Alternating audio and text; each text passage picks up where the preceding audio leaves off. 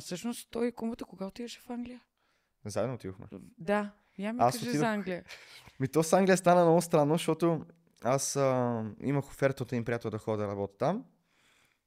Как се случи? Аз сега не мога да се сета конкретно, но му пуснах мухата и на кумбата. Викам, брато, има тук далавера, това, онова, давай да отиваме, защото тук беше ковида, нали, не сме били инфлуенсъри, влогъри и там каквото и да Ето това било. беше доста преди да започнете с стримовете. 2020, да. Да. 2020 реално ние си работехме по казината, кропията Да. и локдауна, нали, ни удари и последната възможност, нали, влизаха в Брекзит, това, онова, беше декември 2020. И викам, добре, дай да отиваме там. Работа, квартира, всичко ни е осигурено. Нали, имам приятел, който е там, дето му вярвам, нали, че няма да ни остави така на На улицата. произвола на съдбата, Да. да. Викам, отиваме, работа, квартира, действаме, работиме, ако ни харесва, ни вайме документи и се прибираме, да си ги имаме. Сега 5 години ти е статуса там. Така. И вика, айде. И аз не очаквах да го кажа. Викам, леле, това ще е много яко.